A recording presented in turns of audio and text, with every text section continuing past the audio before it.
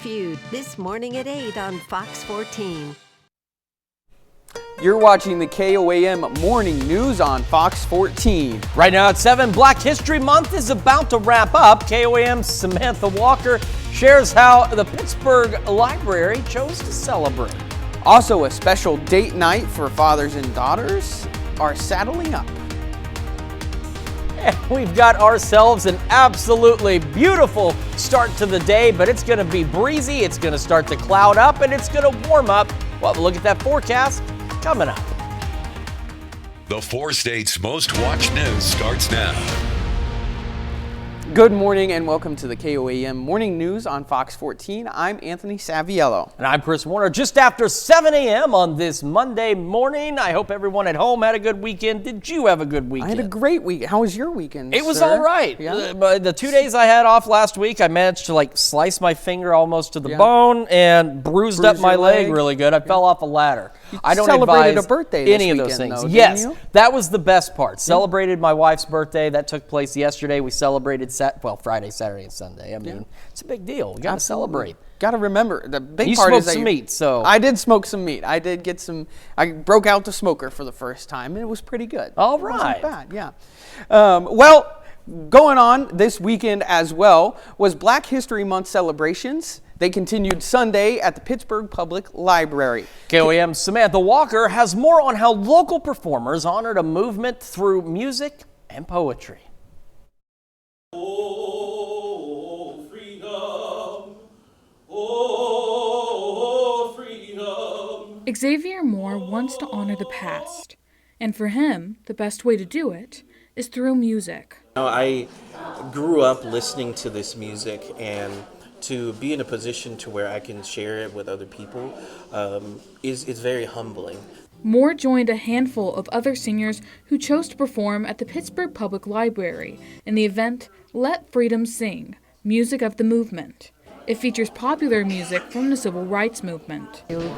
Pay respect to the movement itself and Black History Month, and then the music was an integral part to the movement and things that were going on, and the unity behind the movement too really flourished because of the music. And in this very room, there's quite enough joy. For Moore, the performance is a way to celebrate Black history and acknowledge how music and poetry unites people. And it's really just to bring awareness to, the fact that this music brought people together and why it brought them together and what it meant for them to have these particular things.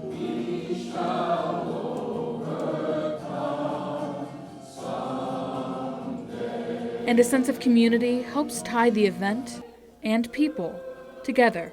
It's so cool. It's just really cool to see that people in the community want to share in these experiences. In Pittsburgh, Samantha Walker, KOAM News. More than half a dozen people performed at the event from 2 to 3 on Sunday. And aside from music, the audience also heard live poetry readings and saw various photographs from the Civil Rights Movement. Certainly, it's always important to remember, and not just during Black History Month, it's important to remember this history all year long. Absolutely. It's important to remember where we've come from and the direction we need to go. 100%.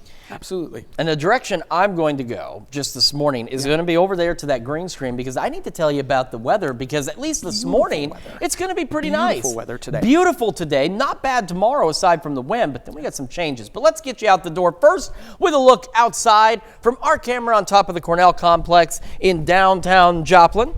It is looking pretty good. Just a few clouds out there, but they will gradually continue to increase across the area. MoDOT camera 32nd and range line also looking pretty good this morning. A few more cars out there as folks get their day underway. Temperatures around the region, some cool spots. Sedan, Miami, Grove, Jay into the 30s. But for the most part, out to the west, we are in the low to mid 40s. And as you head further east, we start to go mid upper 40s to right around the low 50s. So not a bad start to the day. Again, the winds are going to start to pick up. The clouds will increase. And we've got winds gusting out of the south upwards of about 25 miles an hour out there. And highs today, upper 70s, pushing close to 82 degrees across the area today. It will be warmer as we head into tomorrow. It will be windier as we head into tomorrow. And then we are going to see, and I know you're going to think I'm crazy, but if you've lived here long enough, you know, we're going to see a 60-degree temperature drop from tomorrow afternoon into Wednesday morning. And we're going to talk more about that and what that forecast holds in detail here in just a few more minutes. Anthony? All right, thanks, Chris. A man is rushed to the hospital after a shed caught fire in Joplin. It happened around 3:15 Sunday afternoon at the 3100 block of East 12th Street. Authorities say they quickly put out a small grass fire as well as the shed. However, a man was inside the shed and at the time was injured. The man is said to be in critical condition. The Joplin Fire Marshal is investigating the cause of the fire. Couples around the 4 states Sunday celebrated Valentine's Day with a bowling tournament at Grace Lanes in Carthage. Those in attendance were able to trade in Cupid's bow for Cupid's bowling ball as they competed in high games, high series, and a couples quiz for cash prizes. With prom season right around the corner, many high school students are already preparing. The Boutique Marketplace hosted a prom expo Saturday to help. The local store had vendors and stylists to help teens and parents get ready for the big day. From prom goers could look at corsages, look through dozens of consignment dresses, or get fitted for a tuxedo. The store owner says they hope the prom expo makes the big day less stressful. So you can get it all taken care of at once. So we have everything lined out for you. We have our stylists that are here to help you pick out your ensemble and make sure that everything is perfect. The organizer of the expo says prom will be here before you know it. She recommends preparing for the big day sooner rather than later to ensure you find exactly what you're looking for. Local fathers and daughters got all dressed up on Saturday for a daddy-daughter date night. The Joplin History and Mineral Museum and Joplin Parks and Recreation hosted the event. Attendees were able to saddle up in their favorite cowboy and cowgirl attire while playing a variety of games. Organizers say the events give patrons a chance to create memories with their children. My favorite part about the event is seeing the little girls out here dancing and singing along to the music and having fun, and the dads out here also dancing with the girls and really connecting. The date night is a 2-day event wrapped up on Saturday evening at 8. Kids in Pittsburgh Saturday had the chance to learn about the Chinese culture. The group Fun with Foreign Languages demonstrated how to make dumplings and craft fruit dragons as part of its Lantern Festival. Fun with Foreign Languages was founded 2 years ago as a way to teach children about different cultures. As a parent, we've done this club for 2 years now, and my boys have really learned a lot. It's definitely been building relationships and learning, so it's been great for our family. The event was held at First Christian Church in Pittsburgh from 10 to 11 a.m. Up next, Dustin Drilling is with us this morning to share what is happening at Cup of Joe. And later, how whales use singing to communicate has been one of the ocean's greatest mysteries, and scientists may have figured it out. You're watching KOAM Morning News on Fox 14. Compassionate. Quality, compassionate, affordable care. Well, next time you're in Joplin and need a coffee, you should try Cup of Joe. Dustin Drilling is with us this morning to share a little more about his coffee shop. Good morning, Dustin. Welcome, Good morning. Sir. Appreciate you being on. Now, I have not had the chance to beat a Cup of Joe yet. I'm relatively new to the area. So for someone who's never been, what's Cup of Joe about? What can we expect from Cup of Joe? Sure. So Cup of Joe is a totally different coffee experience. As far as it is a drive-through, but you drive in the building itself, right down the middle, and order and we'll make your coffee, and you can see the whole inner workings of the shop while you're waiting. Yeah. It's decorated with the military theme. I spent a significant portion of my life in the military, so I have really accumulated a lot of things over time. One day I was looking at it, I was like, what am I going to do with all this? I love coffee. I'll make a coffee shop and display it all in there. The hope is that although the wait time is a little bit longer because we handcraft every single drink, that there'll always be something new for you to look at, so it's not the same boring drive-through lane, you know, as it normally would be. When you're driving by the building, you'll see it's OD green. It has a big majestic eagle on the outside of it. And we have a pirate flag currently up that I replaced our last flag where we had a bald eagle that said America underneath it. Okay. But, you know, hey, we just try and do fun things and make it a little bit different. Well, first off, thank you for your service. Yeah, appreciate absolutely. that. So how'd you start? What inspired your theme? Obviously military, but, you know, how'd you start? So it came time for me to get out of the service, and I thought to myself, what can I really do? You know, like I took a break in service between college and going back on active duty, and I found that I was kind of wooed by the HR departments of companies, and then you get there and you're like, oh, this isn't what I expected. So I thought, now's the time to take a little bit of risk. What can I do? What do people need? And what industry can I get into with my own business and see a niche that needs to be filled? So as far as I saw it, you have high-end coffee, you know, with some of the national brands, and then gas station coffee. I wanted to be right in the middle of that road where nobody's really there, where we can provide exceptional customer service, a quality product, and really still do something that nobody's kind of ever seen before. Absolutely. Sounds like a great, unique experience. I'm Yes. definitely going to have to do it. I don't think I've seen or really heard of many drive-through, right through the building coffee places. Yeah. That I think is awesome. Such an awesome concept. For people who don't know where you're located, where are you guys located? We're at 901 South Maiden Lane in Joplin in the old DJ's building. That seems to be what everybody remembers that building as. Yeah. You know, when they were a kid, they would come through with their parents to get, you know, stuff or whatever. So it's DJ's, you know, Cup of Joe, whatever. Perfect. Yeah. Well, thank you once again, Dustin, for being a part of it. We appreciate you. Make sure that you check out Cup of Joe in Joplin. They've got plenty of good coffee. I know I'm going to be checking it out. Thank you once again, Dustin. Thank you. Appreciate it. We'll be right back.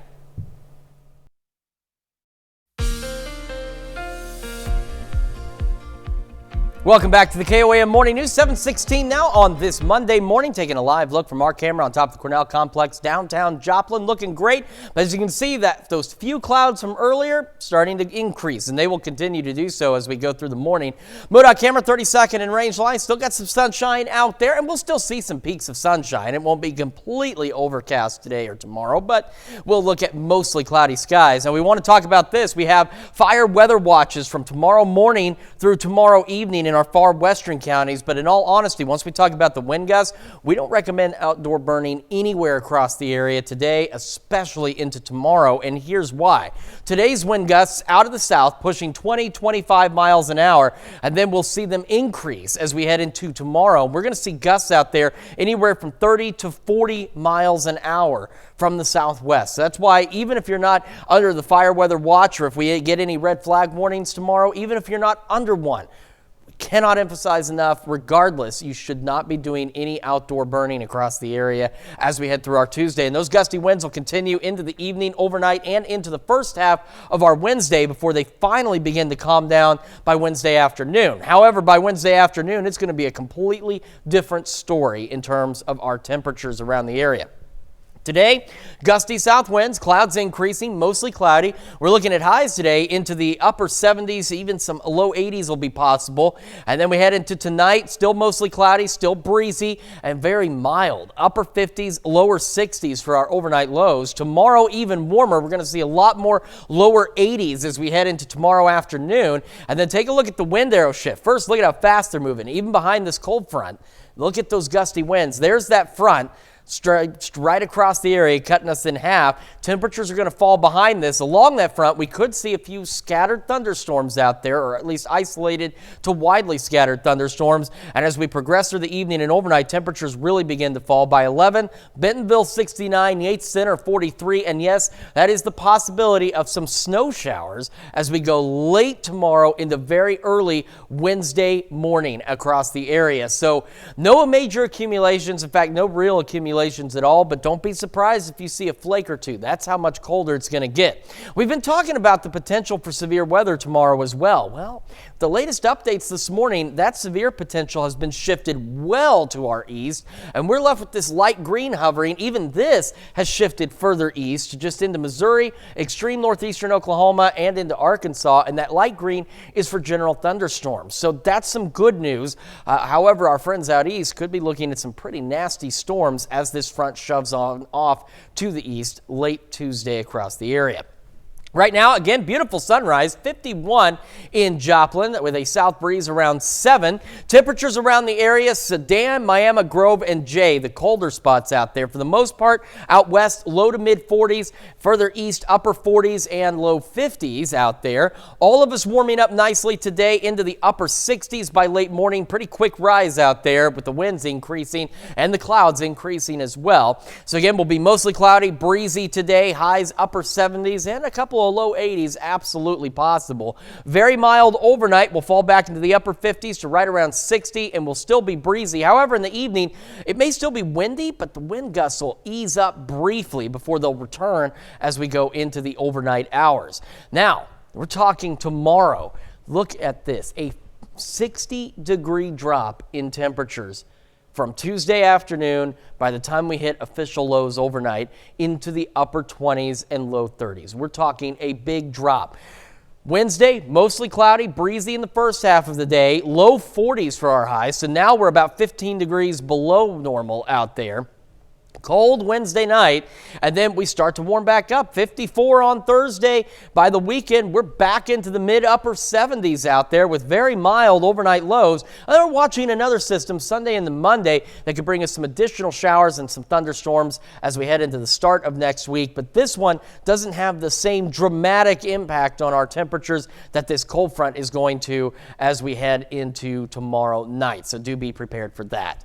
That is a check of your forecast. We will be back with more of the KOAM Morning News right after this.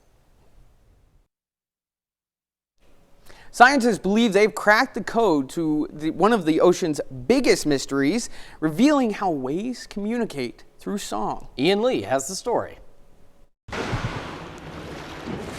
The wonder of whales can capture the imagination, not just their majestic movements, but the melodies they make below the surface. The only way for these animals to communicate on the water is by sound. And so the only way for them to find each other is by sound. Sounds like this. Stirring an orchestra of haunting songs in the ocean, which have been a bit of a mystery until now. Larynxes, no doubt, are responsible for the sound production in this group of whales. Danish researchers studied voice boxes from 3 dead stranded baleen whales, including a humpback, taking their larynxes into the lab, blowing air through them to see what tissues might vibrate. They found whales use a cushion of fat and tissue that no other animal has to sing underwater. They did a fantastic job, I would say, at reconstructing the process by which sounds can be produced. Scientists also found the shipping industry drowns out whale songs, preventing the animals from talking to each other over long distances. If they can't find each other, they can't mate. And if they can't mate, there cannot be any population growth. Researchers hope the findings will strike a chord around the world to keep whales singing their songs. The study was too tiny to be definitive, but experts hope the discovery will guide future research into how whales communicate. I know that they do sing to each other, but like they said, it's understanding that communication to determine what they're doing and how they understand those sounds. Yeah. But I mean, I'm sure whales could look at us and hear us speak and like, what are they doing? Yeah. Like they'll sing to each other and be like, I don't get how they're talking to each other. Like, how do they communicate? They're smart animals. They're probably smarter than we are, honestly. Coming up, area collectors came together in Carthage over the weekend. Samantha Walker shares the details on what treasure they hoped to find. And we've got a warm and breezy day out there across the 4 states. Take another look at your forecast when the KOAM Morning News returns. Crawford.org. The 4 states' most watched news starts now. Welcome back to the KOAM Morning News on Fox 14. It's currently 7:28. I'm Anthony Saviello. Police in Parsons, Kansas arrest a man for violating the conditions of his sex offender registration. 43-year-old Christopher Thompson has had 2 sexual battery convictions, one in Kansas and one in Oklahoma. He is registered as a sex offender, meaning he can't live near a school. He was arrested Friday at a residence 2 blocks from Lincoln Elementary School. He faces 4 counts of violation of offender registration. Police in Monette, Missouri are searching for 2 men with felony warrants. The Monette Police Department posted the mugshots of Dakota Morgan and Andrew Irwin to social media with the message, "Please share and make them famous." Authorities believe that the pair are residing somewhere in Monette. If you have any information on their whereabouts, you are asked to contact the Monette Police Department. A Fort Scott woman celebrated her birthday Saturday, but it's not just her birthday, it's her 100th birthday. Birthday girl Natalie Comstock celebrated the big day surrounded by 5 generations of family members. We asked Natalie to share with us a piece of advice for younger generations and what her secret is to living a long life. My secret? I don't know. Just being, I guess my secret is being a good person. To be good people and to be good neighbors and be good friends. Well, happy birthday, Miss Natalie. Natalie's brother and sister also made it past the 100-year mark. Area racers hit the track again Sunday at Mocan Dragway as part of its Sunday Fun Drags. Attendees were able to participate in some fun runs and test and tune their cars. Officials say the event gave the community the opportunity to enjoy the weather and shake off those winter blues. I am, believe it or not, I've drag raced for the last 55 years. This is my retirement car here. I've drove dragsters out here and all over the United States. It's just great to be an American and get to enjoy this sport. Races began Sunday at 1 p.m. and wrapped up at 5. Some 4-staters Sunday enjoyed the warm weather with a paintball tournament. The Paintball Ridge event included multiple game modes and mini games with participants playing on either Team Cowboy or Team Alien. Prizes were given to the best event-related costume. It's really more about the fun, the family, the friendship, because there's a bunch of random people out here have no idea who each other are. They're talking to each other, making friends, coming out here, trying to schedule more stuff. They can, get active and have a lot of fun with their friends and make new acquaintances. Each player received 2 bags of paint and lunch. We've got ourselves a warm and breezy day ahead of us. Right now, it's a bit on the cool side, but above average. MoDOT camera 32nd and range line looking pretty good so far. Clouds will increase as we go through the morning. Cold spots are Sedan, Miami, Grove, and Jay at this point this morning. The rest of us 40s and 50s as we get our Monday underway. Again, mostly cloudy skies as we go into the afternoon. Winds out of the south gusting upwards of 25 miles an hour. Highs upper 70s, some of us maybe even the low 80s out there. We have some pretty significant changes on the way. We're going to look at all that in the full forecast here in just a few more minutes. Anthony? All right, Chris, thank you. Hundreds of area collectors gathered in Carthage Saturday for the annual Spring Coin and Stamp Collectibles Show. KOAM Samantha Walker has more on the treasures that collectors of all ages hope to find. At the 32nd Annual Spring Collectible Show, a penny is more than a penny. Hundreds of collectors and sellers from all around filled the Carthage Memorial Hall to look at a variety of collectibles, such as coins, stamps, and postcards. I have about 50 tables of vendors and tables, and the coins go anywhere from pennies to silver dollars and stuff like that. The event, sponsored by the Barton-Jasper County Collectors Association, brought in collectors young and old. Gabriel Harris is a passionate collector who started his hobby 2 years ago. He's also just 9 years old. When I heard about the coin show, I just get excited and I start saving up for it. The young collector says he likes to look for coins that are old or silver, and he says some caught his eye at the show. I found some gold coins here, and I found a really old coin that I bought. Organizer Brad Potter says the show is a great way to come look at a variety of interesting collectibles without paying anything. You can come to a coin show and see 20 times what they have in a coin shop. But some collectors like Gabriel hope not too many join the hobby. No, I don't think so. Keep all the coins for yourself? Yeah. In Carthage, Samantha Walker, KOAM News.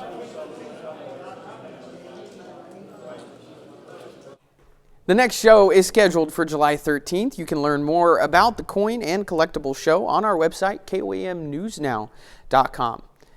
That's a look at our news stories coming up this half hour of KOAM Morning News. Michael Yoshida shares how some Americans are uneasy in their home security cameras after a glitch allowed strangers to look in. Full finale Tuesday on Fox. Rafi Andonian is with us to talk more about Black History Month. Welcome, Rafi. Thanks for joining us this morning. Of course. Thank you for having me. And we're talking about, obviously, Black History Month, but one person in particular, Lloyd Gaines. So tell us more about him and the legacy he's kind of brought to Black History Month here. Well, he's a fascinating person. Now, this guy was a valedictorian in high school. He was also vice president of his student body, and he went to high school right here in Missouri. So it's a local person, local kid. And, you know, he was also on the debate team, and he was a great writer. He wrote for the school journal. Well, what happened is that his writing skills, you know, he submitted for an essay contest, and that essay contest got him a scholarship. And he went to college. And went to college, he went to Stowe's Teachers College, and then he went to Lincoln University, both right here in Missouri. And Lincoln University is, at the time especially, the only black university in the state of Missouri. So that's why he went to school there. Well, when he went there, he majored in history, which of course I love as a historian. Absolutely. But after that, what happened is he wanted to go to law school. Okay. But there was no law school for black students in Missouri. Now remember, the law of the land at the time is separate but equal. That was from Plessy versus Ferguson. Well, with the help of the NAACP, they argued that's not equal because I can't go to law school in the state. I have to go out of state. So he applied to the University of Missouri to see what happens.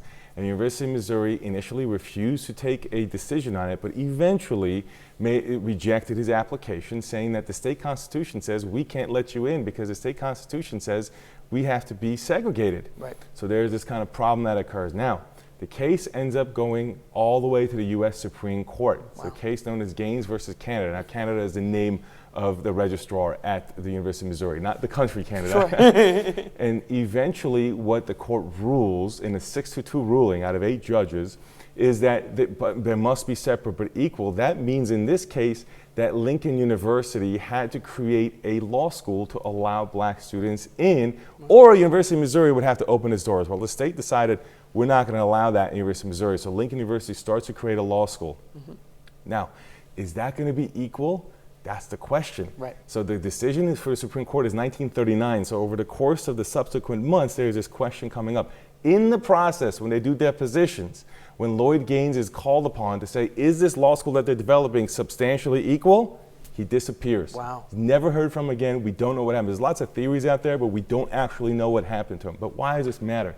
Because that case established a chip in the Plessy versus Ferguson that allowed eventually in 1954 for Brown versus Board of Education, which integrated schools throughout the country. And I'll point out that I brought this medal from the U.S. Mint here. The U.S. Mint put out this bronze medal in recent years. And this is referring to one of the other cases that was part of Brown versus Board of Education. But you can see down there it says Brown v. Board of Education, a commemorative medal to Brown v. Board that of course made segregation illegal throughout the country. But Lloyd Gaines was cited in the Brown versus Board of Education, helping contribute to a national outcome. And that happened all right here in Missouri. Yeah, absolutely. So Lloyd Gaines, the legacy he leaves behind is one that leads us to desegregating our schools, desegregating our country. Huge for our history. Absolutely, and even locally, the state, a few years after that, state constitution is going to disallow segregation as well.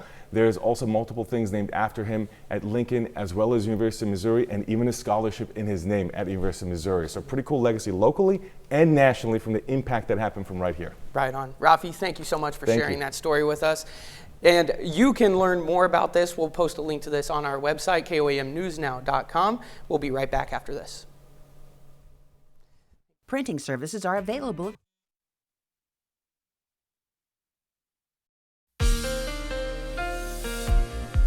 Welcome back to the KOAM Morning News, 742, almost 743 on this Monday morning, talking about winds increasing, especially into Tuesday. From Tuesday morning through the evening, fire weather watches for our far western counties, so Greenwood, Elk, Chautauqua, and Washington.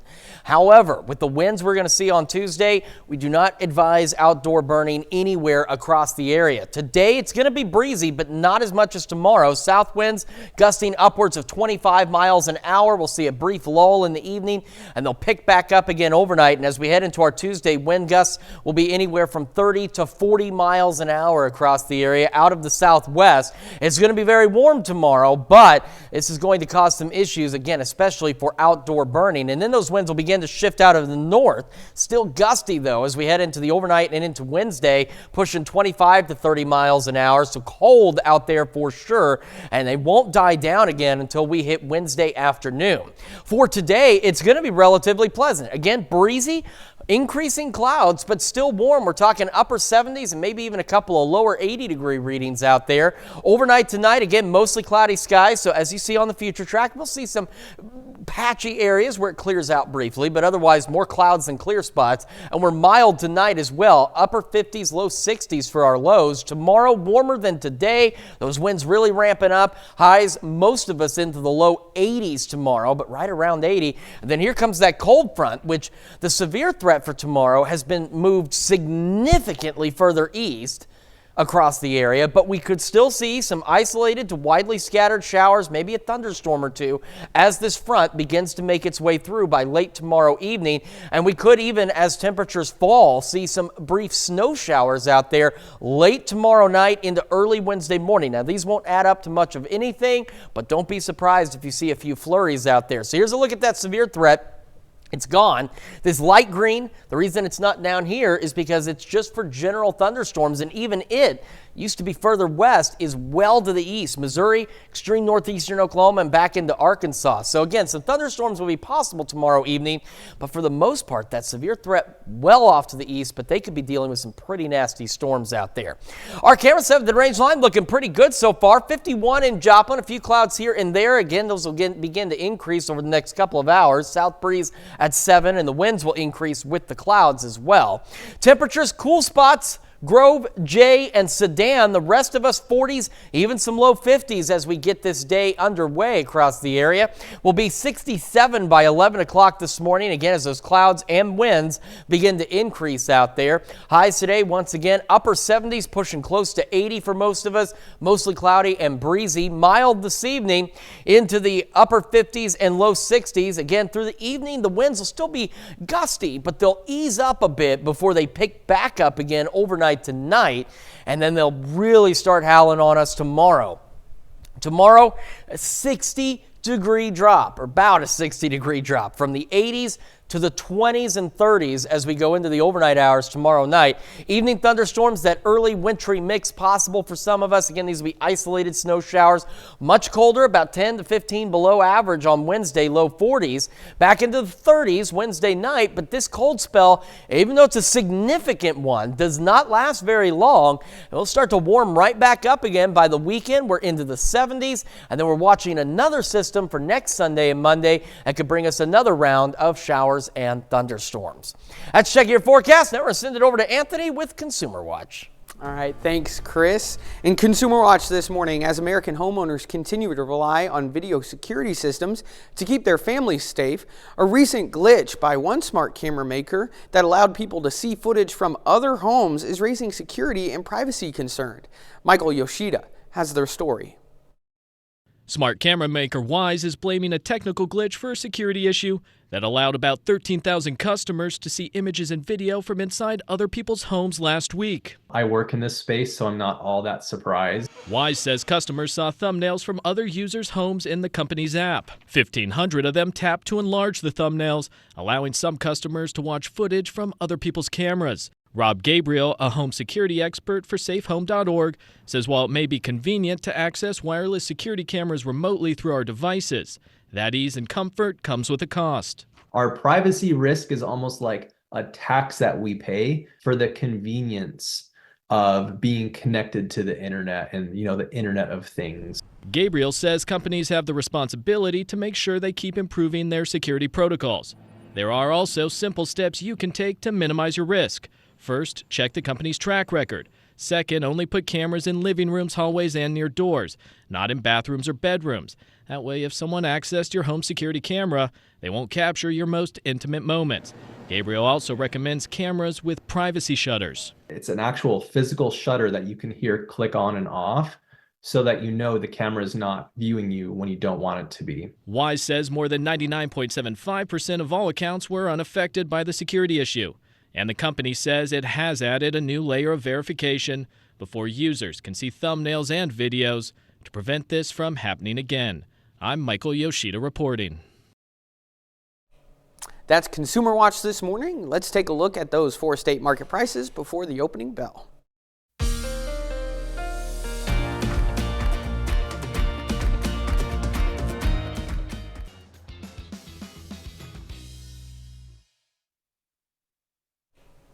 A new museum is getting ready to open in a place where baseball history was made by pioneering black players. Bradley Blackburn takes us there. In Paterson, New Jersey, next to the Great Falls of the Passaic River, historic Hinchliffe Stadium is ready for roaring crowds once again. We brought the stadium back. Now it's time to tell the story. This Depression-era field was once home to teams in the Negro Leagues, back when baseball was segregated and some of the best players in the game, like Paterson's own Larry Doby, were excluded from white teams. You could come here and just see stars, Monty Irvin, Ray Dandridge, Larry Doby, just stars. They all played on this field. 20 Hall of Famers played at Hinchliffe Stadium.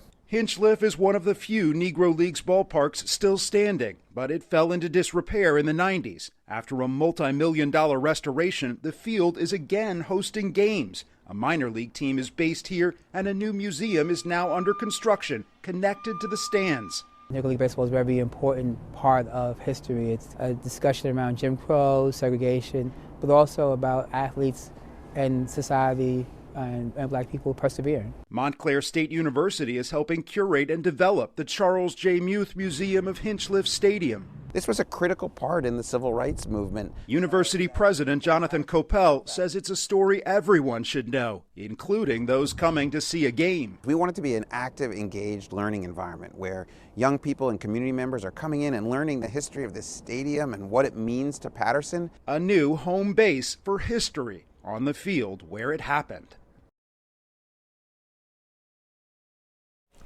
The new Hinchliffe Museum will open in April. A museum dedicated to the Negro Leagues is also open in Kansas City, Missouri. Yeah, just right up the road. Some important places to learn about some important history. Absolutely. Some great players. Absolutely. Yeah. And we've got some important weather to remind you of. So heading into tomorrow, we've got some fire weather watches that are going to be in effect for our far western counties. That includes Greenwood, Chautauqua, Elk, and Washington counties out there, because winds today will be out of the south, gusting upwards of 25 miles an hour. And then as we go overnight into our Tuesday, we'll see those wind gusts increase upwards of 30 to 40 miles an hour out there. We're also going to see some isolated thunderstorms by tomorrow evening, maybe even some snow showers Wednesday morning with some big drops in the temperatures. We'll have another look at your forecast and the news you need to know right after this. We are proud to salute Christopher Lusker, a 4-state hero. Here's a check of today's top headlines, the news you need to know before you head out the door. A man is rushed to a hospital after a shed fire in Joplin. It happened around 3:15 Sunday afternoon at the 3100 block of East 12th Street. Authorities say they quickly put out a small grass fire as well as the shed. However, a man was inside the shed at the time and was injured. The man is said to be in critical condition. The Joplin Fire Marshal is investigating the cause of the fire. Police in Monette, Missouri are searching for 2 men wanted for felony warrants. The Monette Police Department posted the mugshots of Dakota Morgan and Andrew Irwin to social media with a message: "Please share and make them famous." Authorities believe the pair are residing somewhere in Monette. If you have any information on their whereabouts, you are asked to contact the Monette Police Department. Now we're looking at highs today, upper 70s, close to 80, mostly cloudy, south winds gusting upwards of 25. A brief pause in the gusty winds this evening. They'll pick back up overnight, lows back into the upper 50s and low 60s. And then take a look at this, 80s tomorrow, low 80s tomorrow. Evening thunderstorms. The good news is our severe threat now well to the east, but a couple of storms possible. 60-degree drop. Down in the 20s and 30s Tuesday night, maybe some brief snow showers Wednesday morning, but no accumulations. Much colder in the 40s. And then take a look, though, this cold spell doesn't last very long, as we're going to get back into the 70s by the weekend, watching another system with more thunderstorm chances as we head into Sunday and Monday. After 10 long months apart, a soldier is reunited with his dog. Specialist Jack Vogel, a combat medic, returned home on February 22nd.